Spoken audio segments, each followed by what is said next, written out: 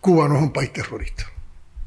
Cuba tampoco es una amenaza para la seguridad de los Estados Unidos. Cuba nunca ha hecho, ni ha propuesto, ni ha armado una acción agresiva que ponga en peligro la integridad territorial o la seguridad o la estabilidad del gobierno de los Estados Unidos. Nosotros no protegemos terroristas. No hay fuerzas militares en Cuba de otras naciones ni de otras agrupaciones. No hay bases militares de otros países en Cuba. Tenemos cooperación militar y acuerdos de cooperación militar con países amigos, con aliados, pero para nada eso significa que haya bases militares en Cuba. En Cuba, como decía Legañoa, sí hay una base militar. Una ilegal base militar. ¿Y de quién es? Es una base ilegal norteamericana en el suelo de la provincia cubana de Guantánamo, en contra de la voluntad del pueblo cubano. Acaban de ver fragmentos de una conferencia de prensa inusual del presidente cubano Miguel Díaz-Canel. 2 horas frente a las cámaras para anunciar lo que ningún gobierno dice si no está contra las cuerdas. Racionamiento del petróleo, aceleración de energías alternativas, disposición a negociar con Estados Unidos y la aprobación de planes para transitar al estado de guerra. No es retórica, es diagnóstico. En este programa lo venimos advirtiendo. Una de las grandes aspiraciones del segundo mandato de Donald Trump es torcerle definitivamente el brazo a Cuba tras 7 décadas de presión.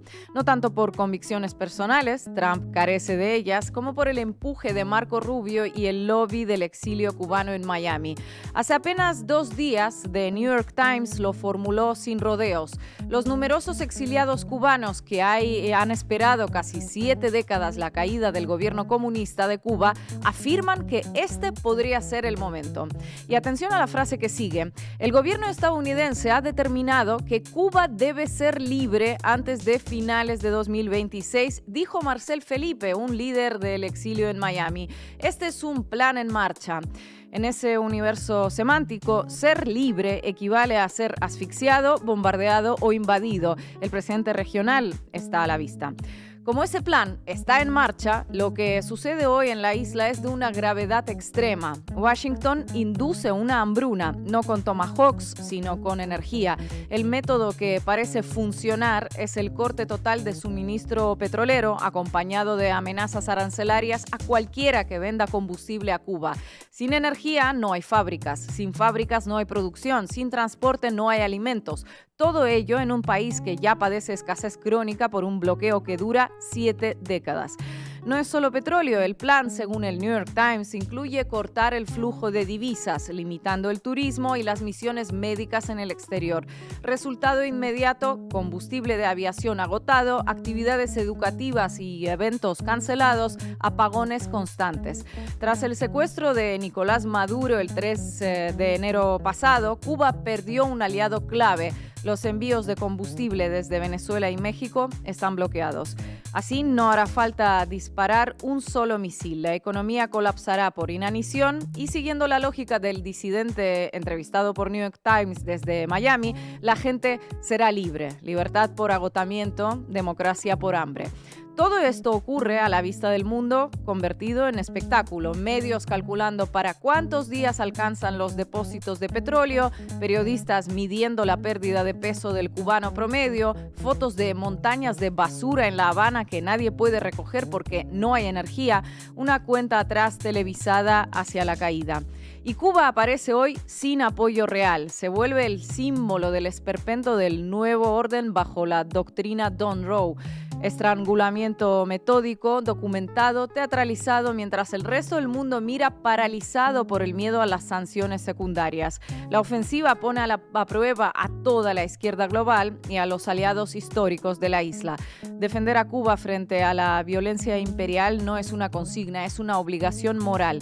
La pregunta es si existe la la capacidad para hacerlo. Tras años de genocidio televisado en Palestina sin consecuencias, la respuesta parece obvia, pero conviene repetirlo una vez más. Mirar hacia otro lado para no incomodar a la gente naranja no compra seguridad, solo aplaza el turno. Después de Cuba, el péndulo seguirá. Hoy en la base América Latina hablamos de la catástrofe cubana diseñada en el despacho Oval. Bienvenidos y bienvenidas. El 26 de diciembre de 1991 se desintegra la Unión Soviética y para Cuba implica la caída del 75% de su comercio exterior. Se inicia el periodo especial y el pueblo cubano protagoniza una proeza a la que es bien difícil encontrar paralelismos. Hay antecedentes de un país que haya resistido un golpe semejante en su economía sin que medie una guerra. No existen muchos ejemplos con los que comparar. Podríamos mirar a Corea del Norte, pero dadas las circunstancias, su ubicación geográfica es un privilegio. Mientras Corea comparte fronteras con Rusia y China, Cuba se encuentra a solo 150 kilómetros de Miami. ¿Cómo impactó en Cuba la caída de la Unión Soviética y cómo hizo para resistir? ¿Qué fue el periodo especial y qué medidas se tomaron? Hagamos el intento de responder a estas preguntas.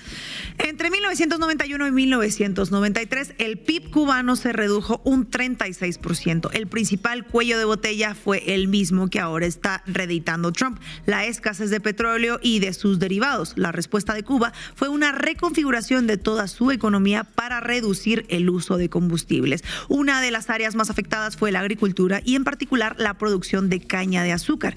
¿Qué hacer sin gasolina para mover las máquinas y sin los fertilizantes derivados del petróleo y del gas? La respuesta fue hacer virtud de la nueva necesidad. Los alimentos cubanos son de los más sanos del mundo. ¿Por qué? La agricultura industrial, químico dependiente del uso de fertilizantes y de venenos, se reconvirtió en agricultura orgánica. Se multiplicó la producción urbana de alimentos. Allí donde había un espacio que lo permitía, se hacía una huerta dentro de las ciudades. El laboreo pasó a realizarse de manera manual, lo que permitió ahorrar combustibles y al mismo tiempo la cercanía con los consumidores ahorra en el gasto de transporte. En el caso de los cultivos extensivos, como la caña de azúcar, la limpieza que antes se hacía con herbicidas pasó a realizarse de manera manual. 500.000 personas de origen urbano participaron de la producción agropecuaria, ya sea en las propias ciudades o bien trasladándose al campo.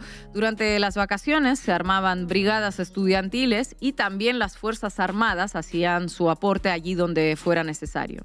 Para hacerlo realidad, además de técnicos y agrónomos cubanos, se recurrió a especialistas en agricultura orgánica y en permacultura que llegaron de otras partes del mundo para colaborar y asesorar en la reconversión productiva de la isla. Tu lavadora rusa te la pico al medio y con la secadora hago un ventilador regalado murió en el 80. En el 80 murió regalado. Lo que el cubano inventó en los 90 no lo ha inventado un japonés ni apurado, dice una canción de Tony Ávila. Uno de los ámbitos de la creatividad fue el transporte. Surgieron los llamados camellos, tráilers enormes tirados por la cabina de un camión soviético que reemplazaron a los ómnibus ya que podía llevar mayor cantidad de pasajeros. Además se importaron cientos de miles de bicicletas chinas y surgieron estas variantes que ven en la foto, bicicletas triplaza para un conductor y 2 pasajeros. También surgieron transportes colectivos que eran tirados por caballos. En 1989, Cuba había realizado compras exteriores por $8.139 millones. En 1992 se importaron solo 2.200 millones, apenas un 25%, y aún así, con todas sus carencias, la economía cubana seguía en pie. Uno de los aspectos menos conocidos del periodo especial es el político. ¿Cómo se hizo para mantener la cohesión interna y que Estados Unidos no instrumentalice las carencias para derrotar a la revolución? En primer lugar, el liderazgo de Fidel Castro siguió los mismos parámetros que lo guiaron siempre. El debate se debe realizar de cara al pueblo, con la verdad, por muy difícil que sea la situación, y todos deben participar en la búsqueda de las soluciones. El plan económico y las medidas que se iban tomando fueron debatidos de manera masiva con la participación de toda la sociedad. Entre los meses de enero y marzo de 1994 se desarrollaron los parlamentos obreros destinados a debatir las propuestas en materia económica. Eran de participación libre y estaban integrados por trabajadores, campesinos, estudiantes. De esos parlamentos surgieron 530.000 propuestas. Luego se seleccionaron las que contaban con mayor apoyo y la Asamblea Nacional las terminó de articular en medidas concretas que abarcaban todas las áreas de la economía y toda la geografía nacional.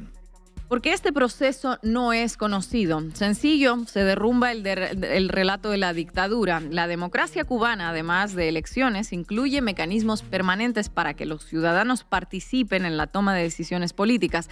Se trata de una democracia protagónica, socialista.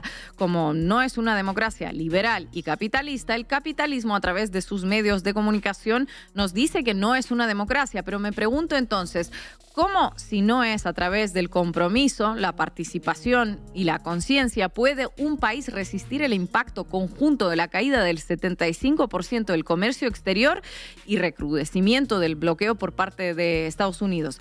Sin consenso no hay cachiporra ni represión que alcance. Si en Estados Unidos están cerca de matarse unos a otros sin bloqueo, ¿se imaginan las escenas que veríamos si cayera el 75% de su comercio exterior?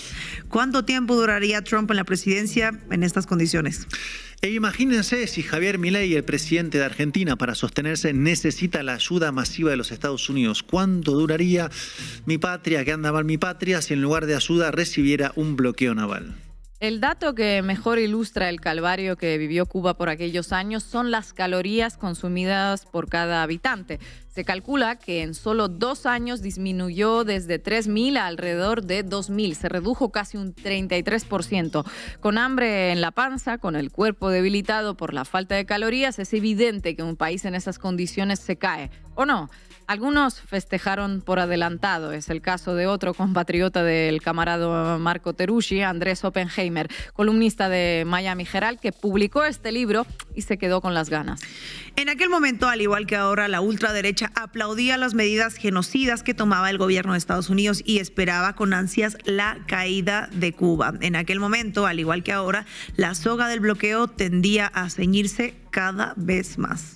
El relato de la derecha pretende que el bloqueo es una excusa y que la causa de las carencias cubanas es el socialismo. Veamos entonces qué implica el bloqueo para Cuba. El Estado cubano calcula que el costo actual supera los $7.000 millones anuales. 12 días de bloqueo equivalen a $250 millones, la suma necesaria para reparar todo el sistema eléctrico nacional. Un mes de bloqueo son $600 millones. Esa cifra equivale al costo del plan de inversiones de energía solar que permitiría instalar 1.015 megavatios. 2 meses de bloqueo equivalen a todo el combustible que necesita Cuba para hacer funcionar su sistema eléctrico. El bloqueo y las sanciones llevan a que cada repuesto que Cuba importa, cuando lo puede importar, lo haga con un sobreprecio que en algunos casos puede alcanzar hasta, escuche bien, el 4.000%. Aún con bloqueo, algunas de las cifras de desarrollo humano que muestra Cuba superan a Estados Unidos. Veamos algunos ejemplos. La esperanza de vida es 3 años mayor en Cuba y la mortalidad infantil es más baja. La tasa de homicidios es menor, al igual que la malnutrición. ¿En qué gana Estados Unidos? En cosas que son las dos caras de una misma moneda. Estados Unidos tiene 650.000 personas que carecen de hogar, pero al mismo tiempo tiene 756 personas que son 1.000 millonarias. Cuba carece de las dos cosas. No hay 1.000 millonarios, pero tampoco personas sin hogar. Por eso Estados Unidos necesita mantener bloqueada a Cuba. Si todo esto se pudo hacer con un bloqueo, ¿qué no hubiera podido realizar la revolución cubana si las reglas fueran las mismas para todos? No se trata solo de capturar a la isla, se trata de terminar con su ejemplo, de demostrarnos que no hay otra forma de vivir que la que Estados Unidos nos quiere imponer. Cuba tiene que ser eliminada porque es la prueba concreta de que una economía planificada distribuye mejor los recursos y supera en eficiencia a una economía capitalista de libre mercado. El modelo de Trump para Cuba es Gaza. No fuimos capaces de frenar el genocidio palestino y ahora los genocidas aceleran. Israel creó el modelo, Estados Unidos lo adoptó, lo perfecciona y lo quiere llevar al Caribe. De la mano de Donald Trump, El genocidio vuelve a ser la cara que adopta la política imperialista cuando no puede imponerse por otros medios. Nada que los americanos no conozcan desde que Cristóbal Colón desembarcó allá por 1492. Porque si mañana o cualquier día nos despertáramos con la noticia